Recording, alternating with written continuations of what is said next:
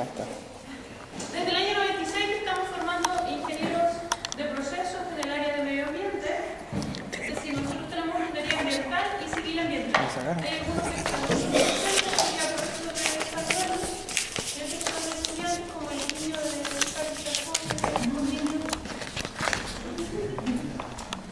y lo que les voy a mostrar son las líneas disciplinares. Las líneas en las cuales nosotros trabajamos desde la fecha que les indiqué, que tiene que ver con sustentabilidad y cambio climático. Entiendo que el profesor Jorge algo les habló del COP21, el reciente acuerdo de París, que tiene que ver con el efecto invernadero y la reducción de emisiones. Por otro lado, el área tradicional que tiene que ver con gestión integral de residuos líquidos, sólidos y emisiones, ¿ya? Del sector privado principalmente, aunque también hay algunas instancias del sector público. Recursos naturales, con énfasis en el recurso hídrico, se han hecho varios proyectos que son restauraciones ecológicas humedales y otros cuerpos hídricos. Ahora vamos a iniciar un nuevo proyecto con la decana, la profesora Verónica Mesa, lo que es el sector de Papúa.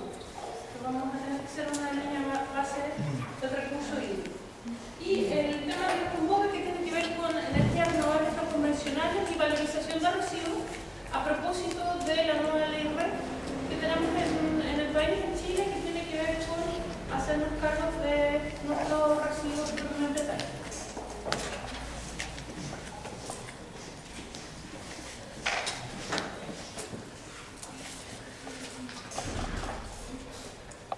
También es lo que nos preguntaba el profesor, también trabajamos en biocombustible, esto tiene que ver con valorización de residuos. Se presentó el año pasado en casa. Me aprovecho de saludar a la profesora Lisa, que se nos incorpora justo adelante, que está en la mesa nivel.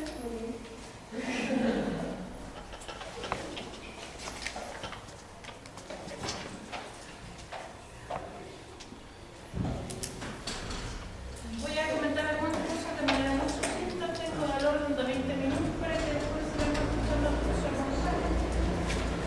Lo que tiene que ver con el que se usa en el país de Chile. La energía es el motor de todo. En este caso, nuestro país es altamente dependiente de combustibles fósiles. Nuestra matriz, al igual que los países de América Latina, está carbonizada y por eso es tan relevante este mercado. Ahora, el año pasado, a fines del año pasado,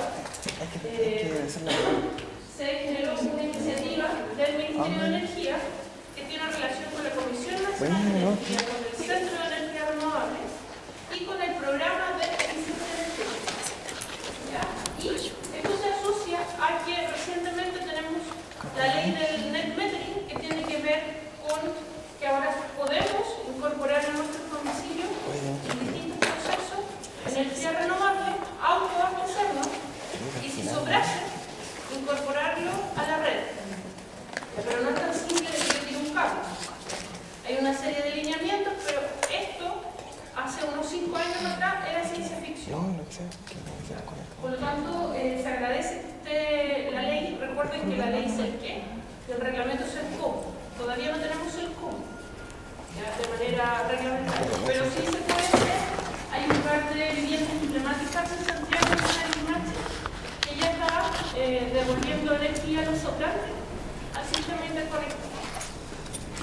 Entonces, la gracia de la energía abierta que nos entrega distinta información actualizada, porque por lo general, sobre todo los más jóvenes, están en la generación de la inmediatez, tiene que ser al tiro. Se angustia si pasan más de 30 segundos o un minuto sin que esté la conexión. Es como casi un nanoparo cardíaco porque no tiene todo instantáneamente. Y esto casi está instantáneamente. Y bueno, ahí está el link. Obviamente este material y el material que mencioné durante la presentación va a ir adosado al set de cosas que vamos a compartir con ustedes. Antes que se me olvide, los juicios de valor los emito a título personal, no representan necesariamente el pensamiento de la facultad, ninguna de las instituciones en las que trabajo.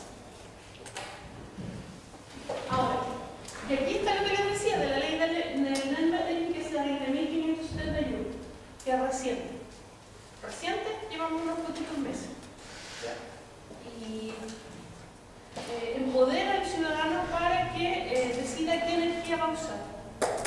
De momento se puede comprar en tiendas de retail, no sé si estarán coludidas o no, pero está disponible los paneles solares y también el sistema de agua caliente sanitaria a un precio muy conveniente. Me refiero a que comprar un panel a menos de 100.000 pesos y en cuotas a varios posible. Pero también entramos en el proceso de consumismo y demás, pero es una buena iniciativa.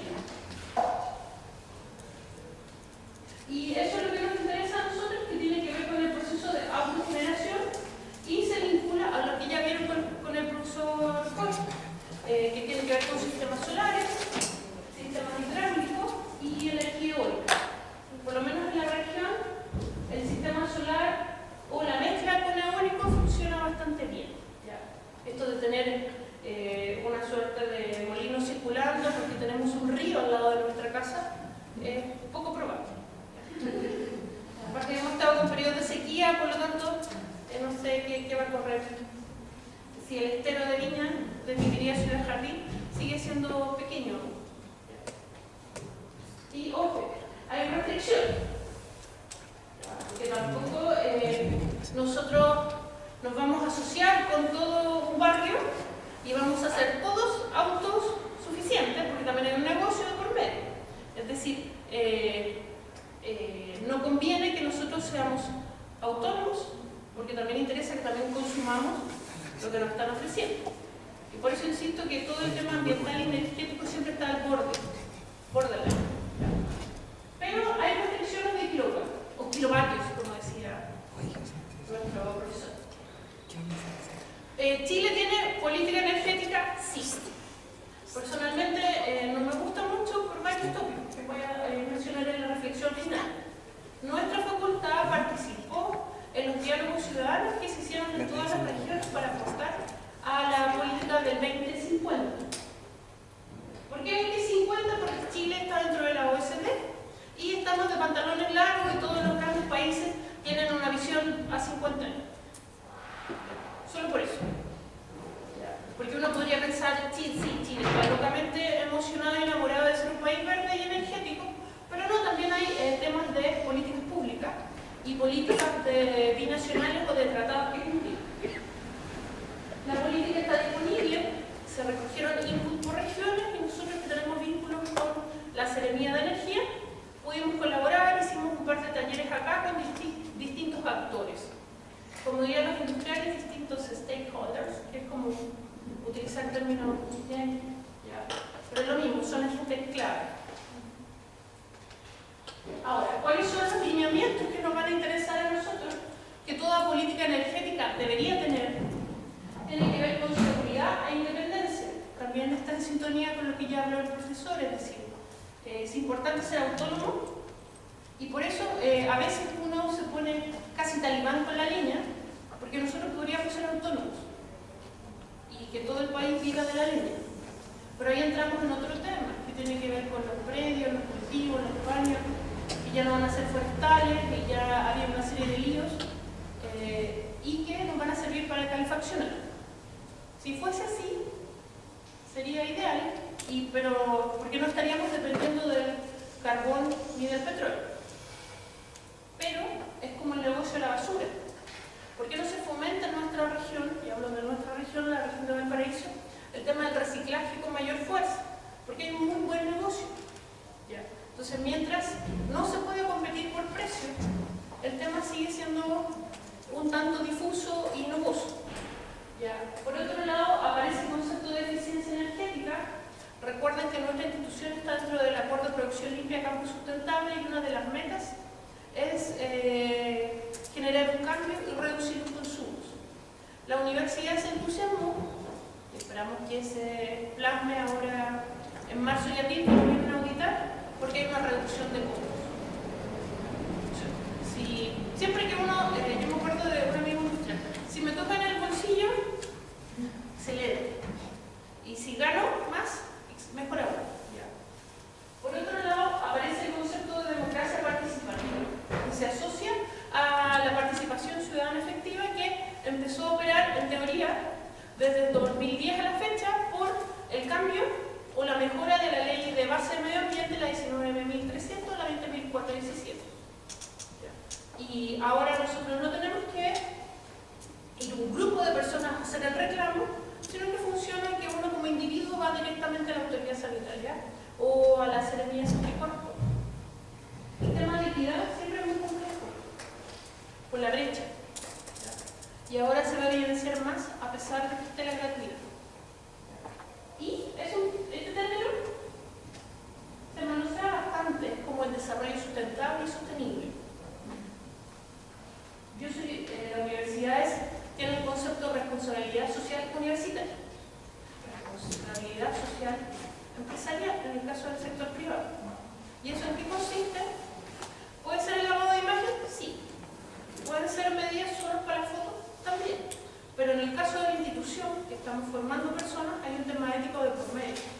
Es decir, linda un poco lo correcto de lo incorrecto. Y que eso va más allá de algún otro tipo de condición que usted tenga. Es decir, me refiero a algún aspecto más religioso o moral. Recuerden que estamos en una universidad laica, por lo tanto, es objetividad, claridad en los argumentos. Y de alguna manera hay que hacerse cargo. En este caso, la institución, a raíz de la PL, sí se hizo cargo de lo que son los residuos sólidos, los residuos líquidos. Principalmente las definiciones han sido un poco borrosas. Pero como de aquí a abril nos auditan, supongo que mágicamente, en los primeros días de marzo, estaremos colapsados porque soy responsable institucional de la PL. Como que uno hace. Y el comité de sustentabilidad, vamos a tener que estar en modo apoyo o apoyo guaraná para estar en hiperactivo. Ahora, todo esto se vincula al rol del Estado más allá del rol gubernamental. Recuerden que los gobiernos pasan, para bien o para mal. Estamos escuchando todo, ¿no? Lo primero. Ahora, nosotros tenemos que establecer un contexto. ¿Dónde estamos parados? Tenemos crisis. Sí. Por lo general uno se lamenta de la crisis o dice, oh, hay crisis. También está el concepto como estas señoras que son consejeras naturales, que tienen terminando la gente natura, pero que sí que te da consejos de vida, y que respira con optimismo, que todo va a salir bien. Sí, mucho ánimo. Y que se asocia a aspectos económicos y del bienestar y del bien ser. Pero efectivamente hay desequilibrio, es cosa de ver cómo está la gente endeudada. Y los beneficios es para la clase baja y la gente muy alta. Y el resto que estamos en el examen es muy complicado. Ahora, hay aspectos sociales de contextualización que hablan de cohesión social. Y fue agradable ahora cuando no sé qué lo mismo la gente se puso de acuerdo para no ir al súper. La cuestión de la producción del pollo, excelente, pero un día no lo es todo.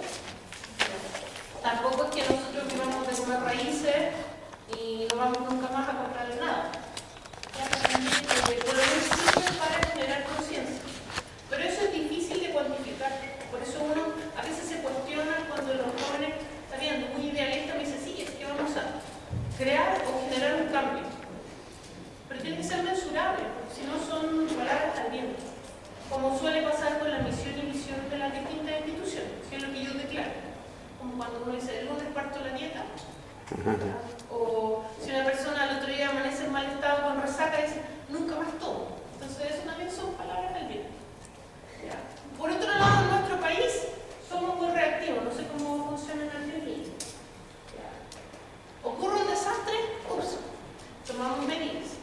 Incluso en nuestro marco jurídico ambiental se generó a raíz de una serie de desastres. Sin los desastres no se generan. Y en este caso,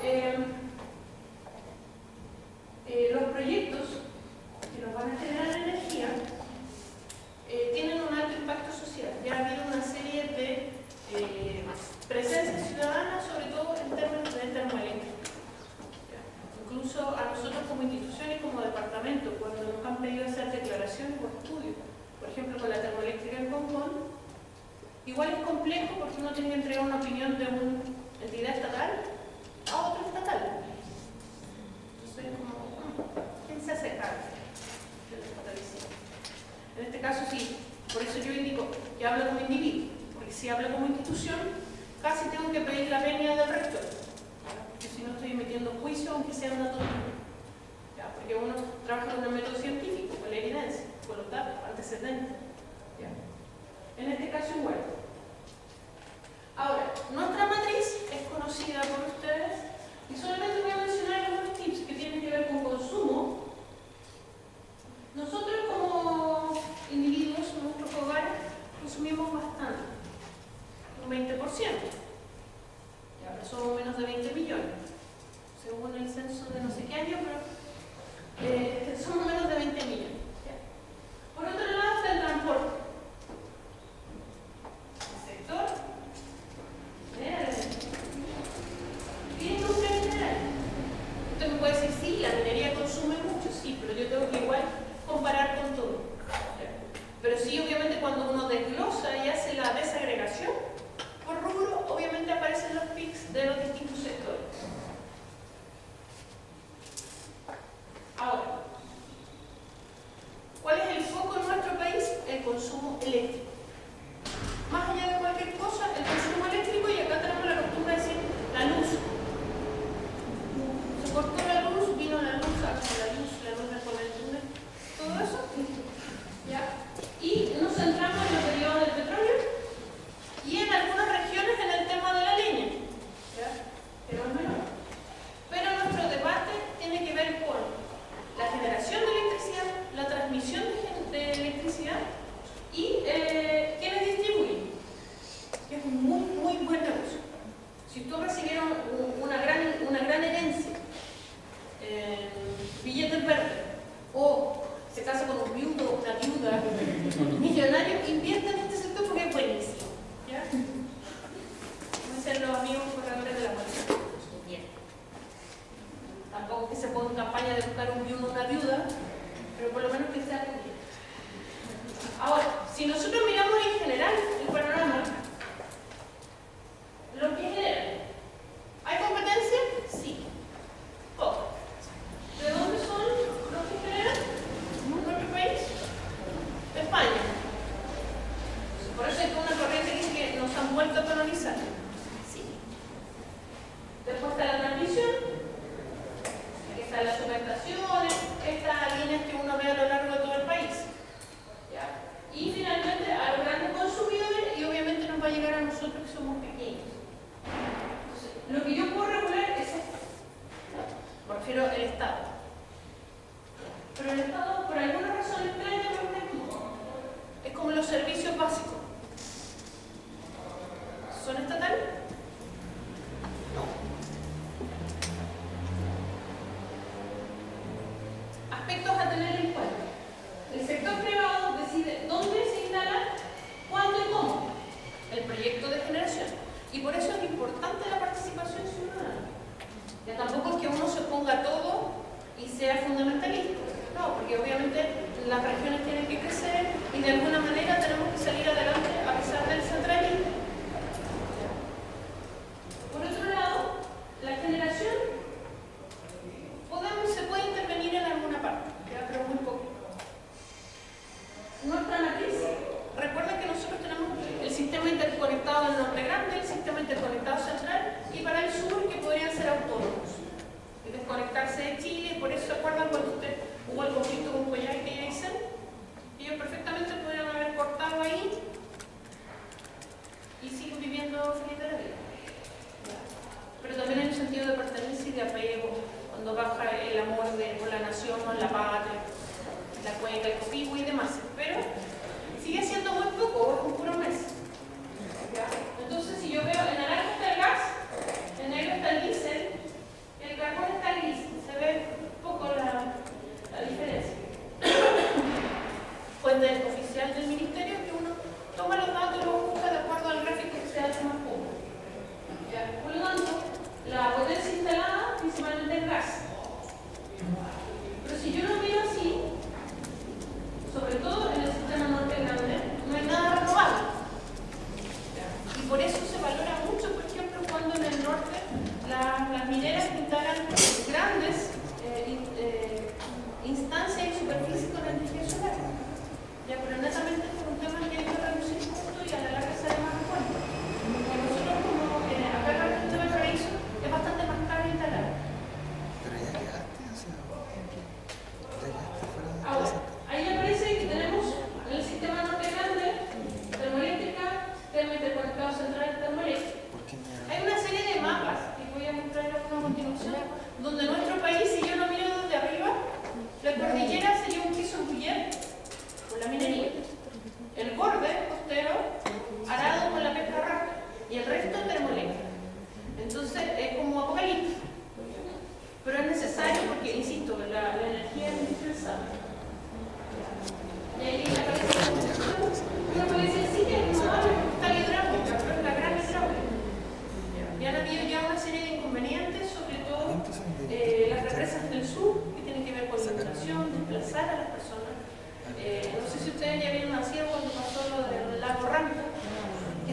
desplazaron a las poblaciones mapuche a un sector totalmente muy poco habitado. Tenemos proyectos, si nosotros evaluamos, porque siempre es bueno evaluar en el tiempo qué se ha hecho. Tampoco podemos decir no se ha hecho nada o todo es pésimo. Tenemos esa cantidad de megawatts instalados y nuestro país tiene el sistema de evaluación de impacto ambiental. ¿Ya? Los proyectos deben ingresar, ya sea por declaración de impacto o estudio de impacto ambiental. ¿Ya? Y eso recién da pie, cuando ellos tienen la resolución de calificación ambiental positiva, de poder instalarse. ¿Ya? La gracia es que ahora la comunidad puede estar participando en las distintas etapas. También hay toda una corriente de que la gente es como cuando se compra en verde. Acá la gente igual puede pronunciarse antes, cuando ya se sabe que está la idea del proyecto. Y ahí aparece la componente renovable. Y sí, seguimos con la termoeléctrica. Mientras no se pueda competir con el precio del carbón, va a seguir siendo igual. Porque también hay otro tipo de bemoles vinculados principalmente a la política de turno. No me voy a referir a eso porque la idea no es echar a perder el almuerzo. Ahora, proyectos. En total, tenemos de los que ingresaron entre 2006 y 2011, la mayor proporción se la llevan las renovables no convencionales, solar, eólica, fotovoltaica, etc. La geotérmica es muy cara, como pueden ver. Y la hídrica, me refiero a la gran hidráulica, sigue funcionando. Aunque también nosotros acá tenemos centrales de pasado, que son pequeños saltitos de agua, incluso hay microcentrales. Una diapositiva llenísima que uno se perturba, pero hay dos cosas muy interesantes que tienen que ver con los proyectos que se ingresaron por región, de la 1 a la 15 por la metropolitana, lo que tiene que ver con conflictos sociales vinculados a ese proyecto, junto al alcalde, etcétera, que algunos se asocian a que van a estar instalados en áreas protegidas. ¿Se resolvieron esos conflictos? Algunos sí, otros no. Y eso, como decía el profesor Mesa, se vincula a la negociación que va a hacer la empresa con la comunidad. Antiguamente la negociación iba por mejorar la cancha de fútbol, entregar camisetas, entregar becas. Pero ahora esperamos que la mayoría sean otros. De compensación y mitigación. Porque yo puedo compensar con pero ahí es complejo porque hay comunidades que nosotros, por ejemplo, cuando hemos ido a mostrar a un país que está dentro de la zona de sacrificio, juntas vecinales que no han recibido directamente el beneficio porque a lo mejor la concentración, por ejemplo, de arsénico está en el límite superior. Y la junta de vecinos que está al lado está sobre y recibieron más beneficio. O sea, al conversar con ellos me decían, no, profe, yo prefiero estar más contaminado porque así recibo beneficio. Ante ese tipo de respuesta, el argumento para intentar compensar se torna bastante más complejo. Y esta es la imagen que le decía de todo lo que se ha instalado. Los triangulitos son carbón. Lo que está en amarillo tiene que ver con ciudades que han generado más conflictos. Pero si yo miro, son puros cuadritos, puros triangulitos. O sea, son termoeléctricos. Norte grande. Zona centro y sur. Lo mismo. Y recuerden que entre el periodo 2006 a 2010 en nuestra región se instalaron más de 8 termoeléctricos. E ingresaron por declaración de impacto ambiental, que es un sistema mucho menos riguroso y exigente que hacer un estudio completo.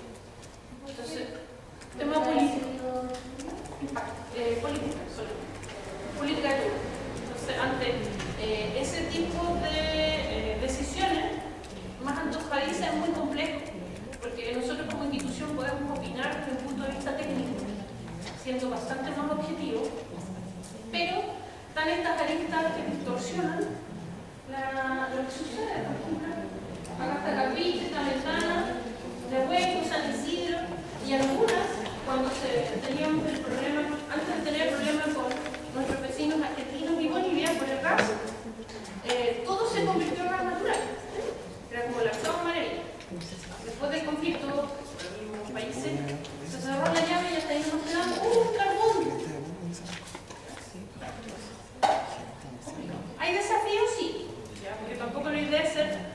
pesimista, pero eso no implica que no seamos realistas, sobre todo en la región en la que estamos. ¿Qué nos interesa a nosotros? El abastecimiento permanente, la seguridad del suministro. En algún momento se insiste que si nosotros como región estamos aportando con la generación de energía que requiere la capital y el norte, por lo menos nosotros deberíamos tener algún beneficio, un subsidio, un descuento. Eso es lo que uno hace al conversar con los regios. Ahora, porque también aparecía la equidad como uno de los focos, recuerdo. Y también está la pobreza, la migración. Y hay carencias energéticas. Y por otro lado está el tema del confort. Estar cómodo, a gusto. Es decir, si tengo frío, poder conectarme o poner un calentador de pie por último, pero no saber que la cuenta se me va a triplicar o cuadruplicar. Contaminación intradomiciliaria también. Eso también va de la mano de la gente que fuma, entre otros mil y un aspecto. No es que satanice a la gente que fuma, pero bota plata, si lo queremos ver por el bolsillo. Yo hablaba con amigos que me decían que cuando está normal en una cajetilla, como 3.000 pesos tiene. Si está muy nervioso, con mucho trabajo, puede ser luz. Y si es fin de semana de carrete, como ya era ya, no sé cuándo se leía, ya no lo traía. Ahora, esto es importante porque son importantes externos. Las presiones a la mitigación del cambio climático. Chile hace 6 o 7 años tenía la obligación solo de hacer el inventario. Es como, por ejemplo, yo me peso y digo, uy, pesa 70 kilos. ¿Hago algo? No, pero me pesé. Súper bien, me pesé. ¿Cumplí? Sí, me pesé. Pero ahora yo me peso y tomo medidas. Ahora, la gestión de recursos. Y por eso también es positivo que el Ministerio de Energía tenga esto de energía abierta, lo primero que lo que tiene que ver con autogeneración. Si uno no es que sea tan hipotético que podamos estar desconectados de todo. Si tiene barrio, haga poco, tengo un pueblo. Que suena así como poético, pero sí se puede. Y el concepto de eficiencia y ahorro. Porque hay gente que también exagera. Por ejemplo, yo apago todas las luces de la universidad, ahorro sí, pero en invierno no voy a ver nada. ¿Ya? Entonces no estoy obteniendo la condición de confort. A diferencia de si es que hago el cambio luminario en el tiempo. O que el cambio luminario es de manera proactiva. Porque se sabe cuántas horas dura de luz. Eso es lo que les quería comentar. Está en mi correo. Obviamente los documentos que menciono van a estar disponibles en la presentación. Así que voy a dejar al profesor Jorge y le dejo al profesor. ¿Lo tienen?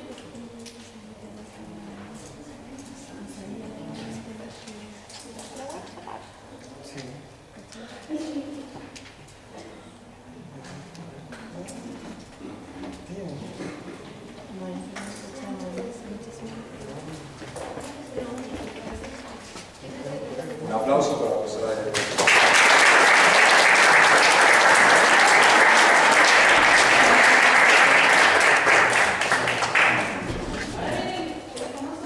No, este es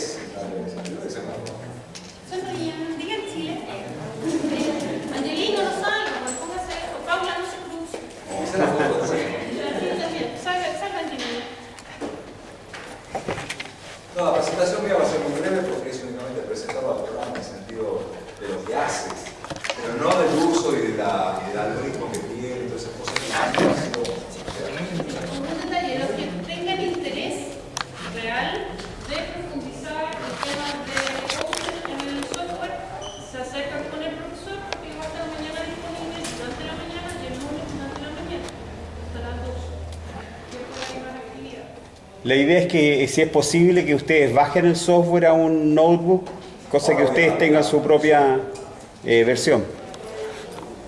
el software se llama Red Screen Internacional.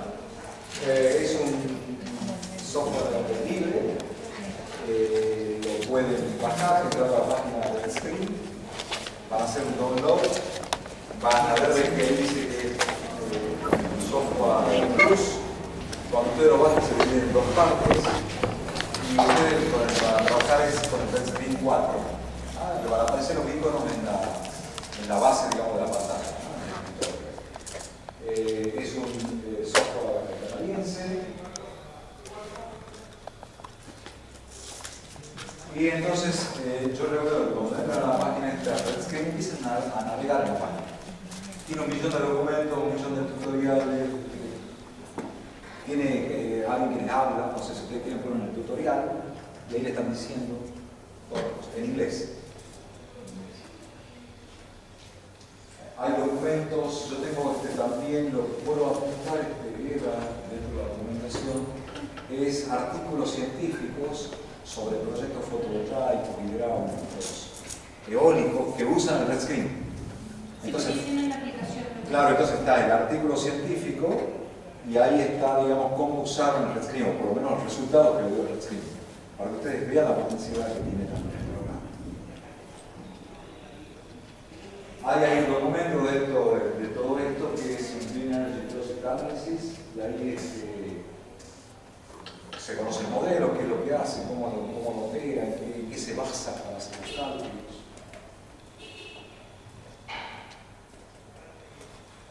Pero ¿qué es ese programa en sí? El programa lo que hace, primero, es un programa que está basado en el Excel, o sea, es directamente una planilla de Excel, y permite analizar los proyectos de energía limpia. Sobre todo, donde está más completa la cosa es sobre las cuestiones eólicas, sobre las cuestiones fotovoltaicas y sobre la cuestión de arquitectura bioclimática. Tiene muchísimas cosas de arquitectura, porque ahí mide qué tipo de material van a poner, entonces las transferencias de calor que va a haber, cómo se va a comportar la vivienda, el coeficiente de utilización que hay, etcétera, etcétera. Lo que hace, en realidad, hace primero un análisis técnico del proyecto. Por ejemplo, el proyecto eólico calcula, ¿se acuerdan cómo calculó ahí? La energía que desarrollaría un parque eólico de tantas máquinas, con tal potencia, con tal viento. Él hace los cálculos y te entrega la cantidad de energía que produciría ese parque eólico. Son análisis de proyecto de prefactibilidad. ¿Se entiende? Entonces, después hay que empezar a afinar un poquito más el lápiz. Pero ya le da la idea, primero, de si ese proyecto va a funcionar o no va a funcionar. Entonces, analiza la cuestión técnica. Después dice, si tengo este proyecto eólico, por ejemplo, que me genera tal cantidad de energía eléctrica, por tanto, eso, comparado con una línea base de una central térmica equivalente, que me está emitiendo tal cantidad de dióxido de carbono, esta central eólica, ¿cuánto me ahorraría de dióxido de carbono? Entonces ahí pone la cantidad de dióxido de carbono que le permitiría ahorrar con esa central eólica en este caso. Esa es la segunda etapa del programa. Y la tercera etapa es el análisis económico. Es decir, ustedes empiezan a entrar todos los datos, cuánto le costó el diseño de esto, cuánto le costó el ingeniero, cuánto le costó trasladarse al lugar, cuánto le costó esto, todos los costos asociados al proyecto, y entonces tienen una entrada de cuánto le cuesta el proyecto, cuánto me cuesta la turbina, cuánto me cuesta todas esas cosas. Y después también tiene qué precio de electricidad le pagarían a ustedes por generar en un parque eólico, que es entonces, por un lado, en el flujo de caja que el equipo posee, está los gastos que ustedes van a tener, los costos asociados al proyecto, y por otro lado van a tener la entrada de dinero, que va a ser la venta de energía al precio que ustedes ponen. Y entonces ahí, después, el software lo que hace es directamente armar un flujo de caja, y se ve entonces cómo va la curva del flujo de caja, y calcula la TIR, calcula la VAN y calcula el payback, o sea, el punto donde corta la curva del flujo de carga al eje del tiempo. Y le dice, esto tiene 12 años en el cual usted recupera la inversión. O tiene 5, o tiene 40 años, o tiene 3 años. Luego de eso, entonces ustedes analizan con toda esa herramienta, tiene entonces la cuestión económica financiera, TIR, VAN, payback. Y luego tiene una especie de análisis de riesgo, mejor dicho, antes de análisis de riesgo, un análisis de sensibilidad. Fundamental en todo proyecto. Cuando ustedes hagan algún tipo de proyecto de producción, es fundamental que ustedes también hagan un análisis de sensibilidad de las variables. ¿Qué significa eso? Ustedes hacen un cálculo y sacan, para los datos que metieron en el programa, o en el problema que tienen que hacer, ustedes sacan una fotografía de eso y obtienen un resultado. TIR y van con todos estos datos. Ahora, ustedes se pueden preguntar, ¿qué pasaría si a mí me pagan, en lugar de pagarme 10 pesos, me pagan 20 pesos? ¿Cómo cambia la TIR y la BAM? Y después se preguntan, ¿y si me pagan 30, cómo cambia la TIR y la BAM? Análisis de sensibilidad de variables. Es decir, ustedes tocan una variable, mantienen las demás constantes y ven cómo se mueven los resultados en función de que se mueva una de las variables. ¿Se entiende eso? Análisis de sensibilidad. Porque muchas veces ustedes no están seguros en el futuro cuál va a ser la tarifa. Ustedes creen que la tarifa va a ser tanta, pero dentro de 5 años, dentro de 7 años, dentro de 8 años, dentro de 2 años, la tarifa puede cambiar. Puede cambiar en un valor más, menos 5%. Entonces, tocando esa tarifa, ustedes hacen un análisis de sensibilidad. Y por último, también tienen una especie de análisis de riesgo, donde ahí dan una probabilidad del riesgo que ustedes tienen de hacer este tipo de proyectos, ¿no? Entonces, eso sería en una cosa macro lo que hace el programa. Esto es importante. Hay programas computacionales que son programas de diseño. Cuando ustedes hablan de programas de diseño es que calculan la cosita del perfil aerodinámico del ala o el milímetro cuadrado del cable. El programa este no hace eso. El programa este lo que calcula en la cuestión técnica es la energía que produce ese sistema. Sin considerar la cuestión del diseño fino, ¿cierto? El diseño fino de un sistema tecnológico. Hay un método, cuando ustedes empiezan a trabajar, hay un método que se llama método 1, que es un examen como de prefactibilidad, en el cual los datos que ustedes ven son los datos gruesos. Entonces se lo puede utilizar como un estudio de prefactibilidad. Terminado el método de prefactibilidad, a ustedes les va a decir, cuando vean eso, van a decir, este proyecto es muy caro, ni lo miro más, ¿saben? Se dan cuenta de que ese proyecto no funciona. Pero cuando tienen un proyecto de prefactibilidad que les tira algunas cifras, algunos números, que más o menos pueden dar, entonces ustedes dicen, me voy al método 2, que es un método en el cual ustedes lo cargan con más datos y obtienen cifras un poquito más finas. ¿Se tiene esta idea? Bueno, las tecnologías modernas son muchas, ya lo digo, pero la parte que nosotros vamos a ver seguramente va a ser un ejemplo. Yo voy a poner a trabajar directamente dentro del programa que tengo en la computadora, con un método de un parque eólico, y voy a poner un número para que ustedes vean la metodología de funcionamiento. La metodología.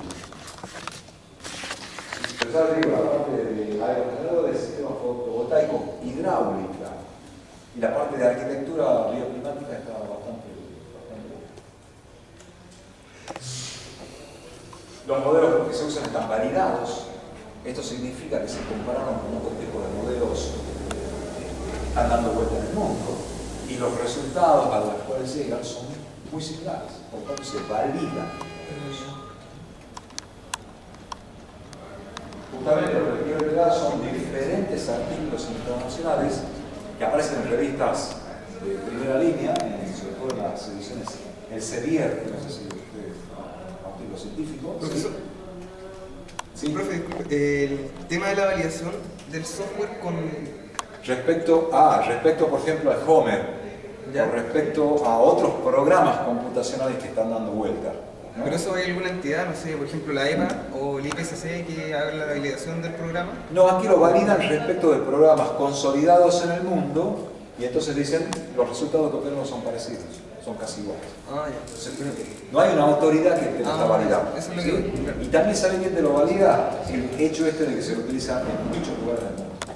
En esta cosa de análisis de proyecto de prefactibilidad y de factibilidad. ¿Sí?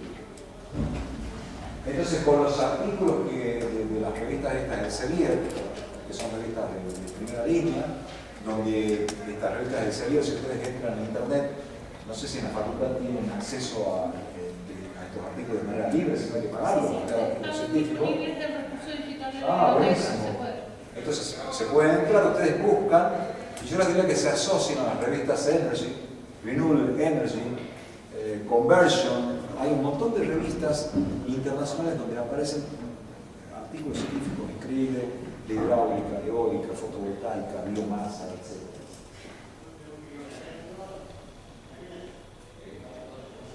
Bueno, esta parte es importante porque los resultados del programa, nosotros, digamos, como ingeniero, en realidad, como ingeniero, yo vengo de la disciplina dura, de la parte eléctrica, no estamos formados en sí desde el origen para evaluar un proyecto.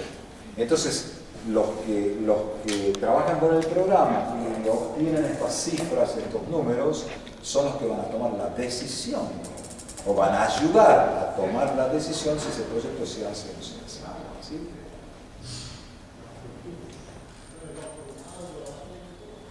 ¿Qué fortalezas tiene el programa?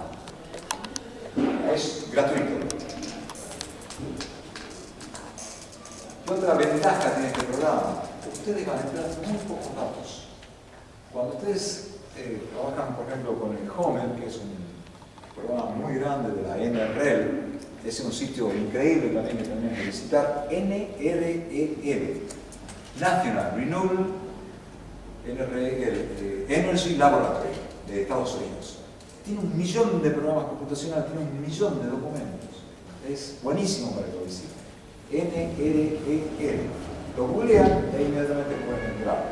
El NREL es el que hizo el programa HOMEL. H-O-M-E-L. El HOMEL trabaja mucho con sistemas híbridos y hace optimización de sistemas tecnológicos. Hoy a la mañana se acuerda que hablamos de la cuestión híbrida, de juntar los fotovoltaicos con el eólico para producir energía. Bueno, el HOMEL lo que hace es optimizar eso.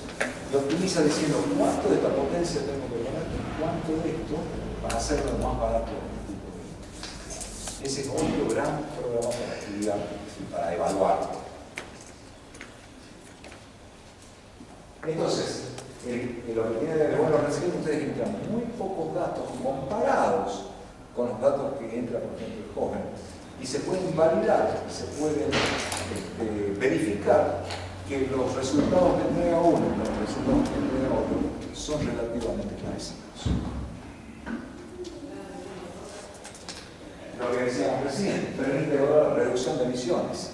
Si ustedes comparan lo que emite una central base equivalente de dióxido de carbono del país, ¿esto qué quiere decir? Chile tiene hidráulica, carbón, tiene algo de petróleo, tiene energías renovables. Todo eso, como si ustedes lo mezclan a todo eso y hacen las proporciones correspondientes, es como que si ustedes estarían produciendo con una central que arroja tanta tonelada de dióxido de carbono por megavatio horas producido. Es como que ustedes tienen una central equivalente de todas las centrales que arroja tanto dióxido de carbono por megavatios hora equivalente. De tal manera que cuando ustedes dicen voy a poner una central eólica, la tienen que comparar y genera esa central eólica 100 kilovatios, digo cualquier número, 100 kilovatios hora, la tengo que comparar con la central equivalente del país, o se puede hacer la central equivalente de la región, para ver cuánto me termina ahorrando esta central eólica. Porque cuando opera la central eólica no manda dióxido de carbono, pero el equivalente sí manda. Entonces ustedes, como se están ahorrando estos kilovatios horas, están ahorrando el dióxido de carbono. ¿Se entiende la idea? Entonces hay una línea base y la compara con esa línea base y ahí hace el ahorro de generación o de emisión de dióxido de carbono. Tiene información de diferentes empresas adentro, en el sentido de datos de aerogeneradores, datos de módulos fotovoltaicos. También lo que tiene es datos de radiación solar y datos de viento que vienen como asociados a lo que se llama datos informativos de la NASA. Pero no necesariamente ustedes tienen que utilizar los de la NASA, por eso muchas veces están como calculados y vistos por satélite y no son demasiado precisos. Entonces, si ustedes no tienen nada, usan esto. Pero si ustedes tienen datos del lugar, tienen la posibilidad de cargar el programa con datos del lugar. de viento o libres solar. Y entonces el proyecto será mucho más, digamos, más real, los resultados, si ustedes lo cargan con los datos locales. Posee la base de datos y posee la amplia documentación y difusión, que son todas estas cosas y documentos que tienen dentro del sitio. Y está traducido a más de 30 idiomas, pero la ayuda siempre está en inglés. Cuando ustedes entran al programa, la ayuda, cuando piden alguna información de algún lugar, la ayuda está todo escrito en inglés. Cuando lo bajan al programa, entran al Red Screen, dicen download, lo quieren bajar, preguntan en qué idioma y lo buscan en español para bajar. Tienen pakistaní, tienen nepalés, ¿saben? Hay un millón de, casi todos los programas, en todos los idiomas está traducido. Ustedes buscan al español y lo bajan. ¿Qué debilidades tiene el programa? No tiene módulos de optimización, o sea, aquí no está pensando en cuánto ustedes van a optimizar en tamaños y cosas, porque no está diseñando en sí a los sistemas tecnológicos. Por lo tanto, no incluye módulos de optimización. No hace esta cuestión de hibridización del programa. Este trabaja con una sola tecnología, ¿sí? No es como el Homer, sí trabaja y ve cuál es la combinación en la hibridización que hace más económico al proyecto. No incluye análisis de sensibilidad de parámetros técnicos, pero ustedes sí pueden armar, por otro lado, una planilla de sensibilidad, en el sentido que si ustedes dicen, tengo 6 metros por segundo de velocidad de viento o velocidad media, y después dicen, che, pero ¿qué pasaría si tiene 6,5? Bueno, hacen el estudio a 6 metros y ponen el resultado en otra tablita Excel. Después dice 6,1 metros y sacan el resultado y ven los resultados respecto al 6,1, de 6,2, de 6,3. Ustedes mismos se pueden armar la sensibilidad, pero el programa mismo no tiene esa capacidad de hacer sensibilidades técnicas. Lo que decíamos, no tiene la capacidad de hacer híbrido. En algunas tecnologías el cálculo de la energía producida es muy básico. Es muy básico. Entonces por ahí uno dice, bueno, acá está demasiado aproximada la cosa. En el ordenador no, en el ordenador es un poco la misma historia que he contado yo hoy, esa de cómo se calcula, ¿se acuerdan? El Weibull, cómo se calcula la característica de potencia de la curva de la turbina, arma eso, calcula para la velocidad de 9 metros por segundo, 8 metros por segundo, da la energía, así lo calcula. Lo multiplica por coeficientes de pérdida, lo calcula por coeficientes y corrige por presión, corrige por altura, si está a 3.000 metros de altura la densidad del aire cambia. Todo lo que hemos contado hoy está metido ahí adentro del campo. Esto también es importante. Al comienzo es como duro el programa, porque como está en un ambiente Excel, no es demasiado amigable, como dicen los informáticos. No es demasiado amigable, porque no está en un ambiente Windows que tiene ventanita y conosito y formitas. No. Es medio duro porque está un rectángulo escrito con algo y ustedes tienen que meterse ahí. O sea que al comienzo puede resultar algo duro, pero después, por supuesto, cualquiera de los programas uno se va acostumbrando y va manejando. La ayuda está en idioma inglés. Cuando ustedes hacen el proceso de generación de energía eléctrica, creo que me preguntaron por aquí antes esto, los datos de entrada que se hacen en general son qué ubicación del sitio de instalación del proyecto. Eso es fundamental. ¿Por qué? Porque si yo digo, voy a poner unos sistemas fotovoltaicos en la Puna de Atacama, me saldrán algunos datos de ahí de la NASA de la Puna de Atacama. O me preguntan si lo voy a poner en Ushuaia, se da en Ushuaia. Otro tipo de... O sea, el lugar me estará definido, por ejemplo, la radiación solar, la temperatura, la presión de vida. Por lo tanto, hay que ubicar el sitio, y eso se ubica con... Ahí hay un cuadrito donde dice, ¿dónde hará usted, por ejemplo, el proyecto? En tal lugar. Y entonces ahí ya me ubica dónde está ese proyecto. ¿Cómo? No, en nombres. Primero el nombre del país, dice Chile, y ahí van a aparecer algunas regiones, algunos puntos, decimos en tal parte, y ahí lo dijimos. Pero ya te digo, no te preocupes en el sentido, si vos no tenés los Si no tienes los datos, vas a tener datos que te va a dar esto. Pero si tienes los datos, lo largas vos y lo escribís vos los datos. Y te independizas de decir el lugar. No necesitas los datos que está dando. ¿Cuáles son las características del recurso energético, de la demanda, del sistema? Eso va a depender de qué tipo de estudio se hace.